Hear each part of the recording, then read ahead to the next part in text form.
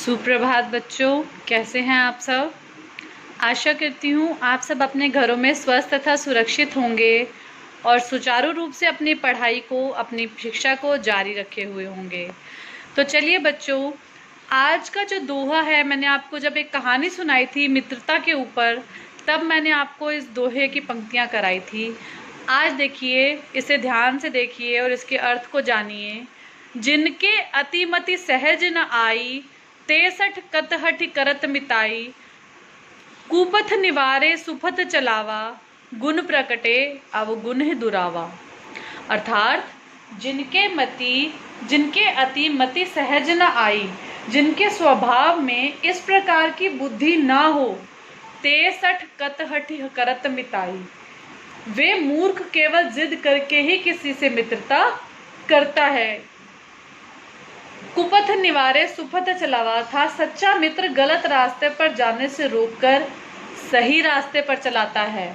और गुण प्रगटे अवगुण ही दुरावा, अर्थात अवगुण छिपाकर केवल गुणों को प्रकट करता है। तो ये था आज का दोहा, इसका जिसे अर्थ के साथ मैंने आपको बताया। सभी बच्चे इसे लिख लेंगे, जैसा कि आप जिस भी पुस्तिका में लिखते हैं उसमें लिख लीजिए, ताकि आपको ये याद रहे, आप इसकी पुनरावृत्ति कर पाएं।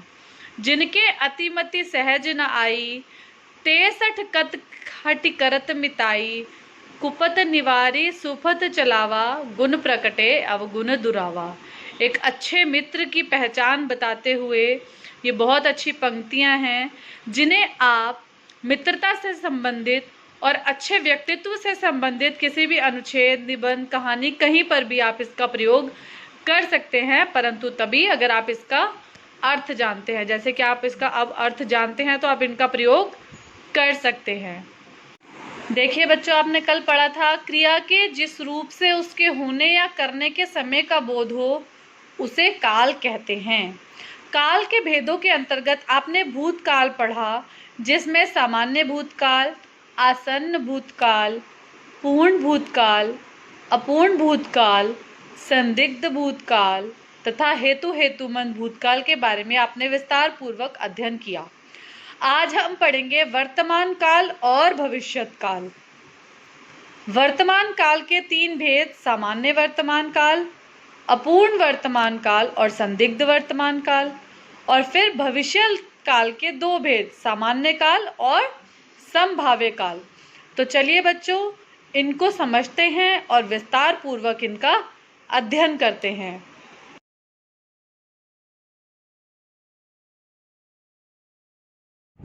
तो देखिए बच्चों, जैसा कि हमने कल पढ़ा था काल के बारे में, कि काल किसे कहते हैं, हमने परिभाषा जानी कि क्रिया के जिस रूप से उसके होने या करने के समय का बोध होता है उसे काल कहते हैं। उसके बाद हमने काल के भेदों के बारे में जाना कि काल के कितने भेद हैं, भूतकाल, वर्तमान काल और भविष्यत काल, और उसको समझा। उसके बाद आज हम पढ़ेंगे वर्तमान काल, कि वर्तमान काल के भी 3 भेद हैं, सामान्य वर्तमान काल, अपूर्ण वर्तमान काल और संदिग्ध वर्तमान काल।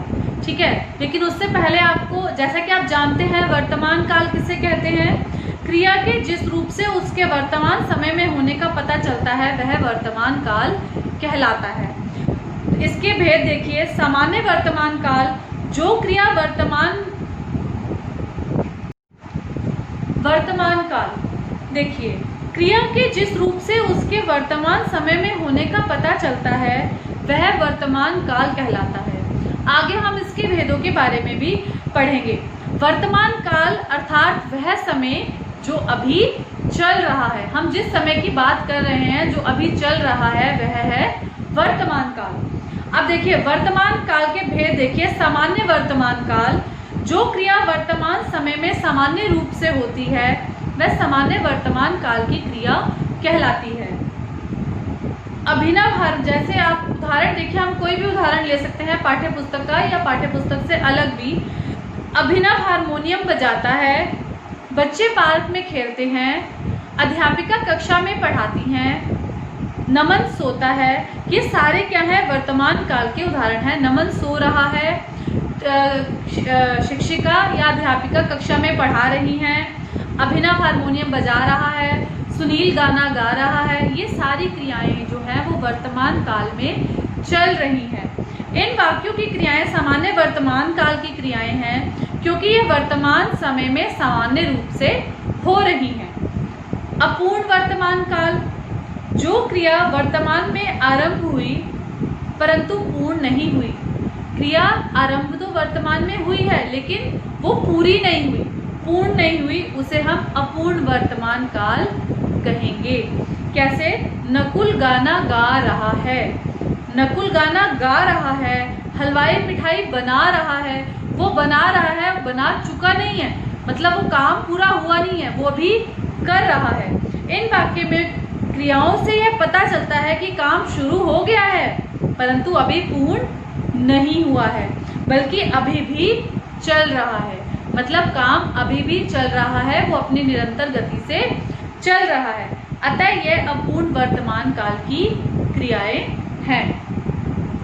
फिर है संदिग्ध वर्तमान काल, तीसरा भेद। पहला हमने पढ़ा सामान्य वर्तमान काल, फिर हमने पढ़ा अपूर्ण वर्तमान काल, अब हम तीसरा पढ़ रहे हैं संदिग्ध वर्तमान काल। जिस क्रिया के वर्तमान समय में पूर्ण होने में संदेह हो उसे संदिग्ध वर्तमान काल कहते हैं। बावर्ची खाना बना रहा होगा, भैया आ रहे होंगे, मतलब संदेह की भावना प्रकट हो रही है, संदेह का भाव यहाँ पर प्रकट हो रहा है। इन वाक्यों की क्रियाओं के होने में संदेह है, अतः ये संदिग्ध वर्तमान काल की क्रियाएं हैं। एक बार पाठ्य पुस्तक में से देख के समझिए और साथ में पढ़िए, तभी आप पाठ को अच्छे तरीके से समझ पाएंगे। अब है भविष्यत काल। भविष्यत काल आने वाले समय का ज्ञान कराता है, यानी कि भविष्य का, हमारे भावी समय का हमको ज्ञान कराता है। जैसे महिलाएं कुएं से पानी भरेंगी, उन्होंने पानी अभी भरा नहीं है, ना वो भर चुकी है ना वो भर रही है, वो पानी भरेंगी, यानी कि आने वाले समय में ये घटना होगी, आने वाले समय में ये काम होगा। तो यहाँ देखिए, पिताजी कल लखनऊ से आएंगे। उपयुक्त वाक्य की क्रियाओं से पता चलता है कि ये कार्य आने वाले समय में पूरे होंगे, अतः ये भविष्य काल की क्रियाएं हैं। और क्रिया के अगर आप व्याकरणिक दृष्टि से परिभाषा के रूप में देखें तो आप इस प्रकार लिख सकते हैं, क्रिया के जिस रूप से उसके भविष्य में संपन्न होने का पता चलता है उसे भविष्यत काल कहते हैं। अब हम भविष्यत काल के आगे इसके भेदों के बारे में पढ़ेंगे। भविष्यत काल के दो भेद देखिए, सामान्य भविष्यत काल और संभाव्य भविष्यत काल। इसको हम विस्तार पूर्वक पढ़ेंगे और इसके अंतर को समझेंगे। सामान्य भविष्यत काल, क्रिया के जिस रूप से उसके भविष्य में सामान्य ढंग से पूरा होने का पता चले उसे सामान्य भविष्यत काल कहते हैं। बच्चे बैडमिंटन खेलेंगे, मतलब सामान्य रूप से ये क्रिया होगी, आने वाले समय में होगी।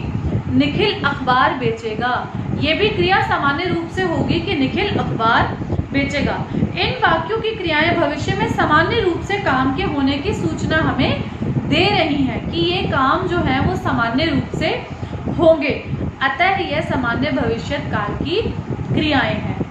संभाव्य भविष्यत काल, संभाव्य यानी कि क्रिया के जिस रूप से उसके भविष्य में होने की संभावना का पता चले उसे संभाव्य भविष्यत काल कहते हैं। शायद चोर पकड़ा जाए, शायद यानी कि यह संभावना है, हम निश्चित रूप से नहीं कह सकते कि चोर पकड़ा जाएगा या चोर नहीं पकड़ा जाएगा, ये क्या है, हमारी संभावना है।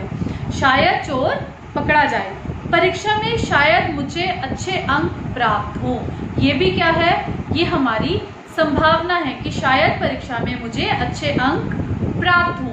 अभी ऐसा होगा ये हमें निश्चित रूप से ज्ञात नहीं है, क्योंकि ये हमारी संभावना है, इसलिए इसे संभाव्य भविष्यत काल के अंतर्गत रखा गया है। इस वाक्य को उपयुक्त वाक्य की क्रियाओं के भविष्य में होने की संभावना है, ये पूर्ण रूप से होंगी ऐसा निश्चित नहीं लगता, ऐसा हो भी सकता है और नहीं भी हो सकता है। चोर पकड़ा भी जा सकता है और नहीं भी। परीक्षा में मेरे अच्छे अंक आ भी सकते हैं और नहीं भी। अतः ये संभाव्य भविष्यत काल की क्रियाएं हैं। सभी बच्चों को पाठ समझ में आया? आगे देखिए, अब एक छोटा सा रिकैप ले लेते हैं कि हमने क्या क्या पढ़ा। क्रिया के करने या होने के समय को काल कहते हैं। काल के 3 भेद, भूत, भविष्य, भूतकाल, वर्तमान काल और भविष्यत काल। बीते समय को भूतकाल कहते हैं। भूतकाल के 6 भेद हैं जो आपने पढ़े। वर्तमान काल, क्रिया के वर्तमान समय में होने का बोध कराने वाले काल को वर्तमान कहते हैं। वर्तमान के 3 भेदों के बारे में आपने पढ़ा। क्रिया के आने वाले समय में होने का बोध कराने वाले काल को भविष्यत काल कहते हैं। भविष्यत काल के 2 भेद, सामान्य भविष्यत और संभाव्य भविष्यत, दोनों के बारे में आपने पढ़ा। अब पाठ्य पुस्तक में से देखिए, एक बार पाठ्य पुस्तक में से इस पाठ को पूरा करते हुए आगे चलते हैं। देखिए बच्चे, पाठ्य पुस्तक देखेंगे सभी बच्चे। वर्तमान काल अथवा वह समय जो चल रहा है, जैसे दादाजी समाचार सुन रहे हैं। चित्रों को देखिए, साथ में नीचे के वाक्यांश को देखिए। श्रद्धा नृत्य कर रही है। इन वाक्यों में क्रिया के वर्तमान समय में होने का पता चल रहा है, अतः ये क्रियाएं वर्तमान काल की क्रियाएं हैं। इस प्रकार क्रिया के जिस रूप से उसके वर्तमान समय में होने का पता चलता है वह वर्तमान काल कहलाता है। वर्तमान काल के 3 भेद हैं, सामान्य वर्तमान काल, अपूर्ण वर्तमान काल और संदिग्ध वर्तमान काल। सामान्य वर्तमान काल, जो क्रिया वर्तमान में सामान्य रूप से होती है वह सामान्य वर्तमान काल की क्रिया कहलाती है। उदाहरण देखिए जो आपको दिए हैं पाठ्य पुस्तक में। अभिनव हारमोनियम बजाता है, बच्चे पार्क में खेलते हैं। इन वाक्यों की क्रियाएं सामान्य वर्तमान काल की क्रियाएं हैं क्योंकि ये वर्तमान समय में सामान्य रूप से हो रही हैं। अपूर्ण वर्तमान काल, जो क्रिया वर्तमान में आरंभ हुई हो परंतु पूर्ण नहीं हुई हो उसे अपूर्ण वर्तमान काल कहते हैं। नकुल गाना गा रहा है, हलवाई मिठाई बना रहा है। इन वाक्यों की क्रियाओं से यह पता चलता है कि काम शुरू हो गया है परंतु अभी पूर्ण नहीं हुआ है बल्कि अभी भी चल रहा है, अतः यह अपूर्ण वर्तमान काल की क्रियाएं हैं। संदिग्ध वर्तमान काल, जिस क्रिया के वर्तमान समय में पूर्ण होने में संदेह हो उसे संदिग्ध वर्तमान काल कहते हैं। बावर्ची खाना बना रहा होगा, भैया आ रहे होंगे। इन वाक्यों की क्रियाओं के होने में संदेह है, अतः यह संदिग्ध वर्तमान काल की क्रियाएं हैं। अब आगे देखिए भविष्यत काल। भविष्यत काल आने वाले समय का ज्ञान कराता है, यानी कि हमारे आने वाले समय का हमें ज्ञान कराता है, बोध कराता है। जैसे महिलाएं कुएं से पानी भरेंगी, पिताजी कल लखनऊ से आएंगे। उपयुक्त वाक्यों की क्रियाओं से पता चलता है कि ये क्रियाएं आने वाले समय में पूरे होंगी, अतः ये भविष्यत काल की क्रियाएं हैं। क्रिया के जिस रूप से उसके भविष्य में संपन्न होने का पता लगता है उसे भविष्यत काल कहते हैं। भविष्यत काल के 2 भेद हैं, सामान्य भविष्यत काल और संभाव्य भविष्यत काल। सामान्य भविष्यत काल, क्रिया के जिस रूप से उसके भविष्य में सामान्य ढंग से पूरा होने का पता चलता है उसे सामान्य भविष्यत काल कहते हैं। बच्चे बैडमिंटन खेलेंगे, निखिल अखबार बेचेगा। इन वाक्यों की क्रियाएं भविष्य में सामान्य रूप से काम के होने की सूचना दे रही हैं, अतः ये सामान्य भविष्यत काल की क्रियाएं हैं। संभाव्य भविष्यत काल, क्रिया के जिस रूप से उसके भविष्य में होने की संभावना का पता चलता है उसे संभाव्य भविष्यत काल कहते हैं। शायद चोर पकड़ा जाए, परीक्षा में शायद मुझे अच्छे अंक प्राप्त हों। उपयुक्त वाक्य की क्रियाओं के भविष्य में होने की संभावना है, ये पूर्ण रूप से होगी ऐसा निश्चित नहीं लगता, अतः ये संभाव्य भविष्यत काल की क्रियाएं हैं। तो आशा करती हूँ बच्चों को ये पाठ समझ आ गया होगा। अब अगर आपको कोई भी ऐसा कुछ इसका कोई ऐसा हिस्सा या कोई भाग है जो आपको नहीं समझ आया, आप वीडियो रिपीट करके देख सकते हैं। अदरवाइज जब हमारी लाइव क्लासेस होंगी आप अपने डाउट्स पूछ सकते हैं। लेकिन इस पार्ट को जितना आपने आज पढ़ा, आज हमारा ये पार्ट पूरा हो गया। आपको अब ये पूरा पार्ट एक तो फ्लो चार्ट बनाकर कंप्लीट करना है और इस पूरे पार्ट को दोबारा से अपने आप पढ़ना है। और जैसे कि मैं हमेशा आपको बताती हूँ, कोई भी इसकी प्रैक्टिस वर्कशीट आप निकाल लीजिए ऑनलाइन और उसे करने का प्रयास कीजिए। आपको स्पष्ट रूप से ज्ञात हो जाएगा कि आपको कितना पार्ट समझ में आया है। आप अगर चाहें तो जो बैक एक्सरसाइज हमें दी है इसको भी अटेम्प्ट कर सकते हैं। जब कल हम अपनी क्लास में इसे करेंगे तब आप चेक कर सकते हैं कि आप कहाँ सही थे और कहाँ गलत थे, जैसा कि मैं आपको निर्देशित करूंगी, आपको मैं गाइड करूंगी। आज के लिए बच्चों इतना ही। अब मिलेंगे अपनी अगली कक्षा में। धन्यवाद।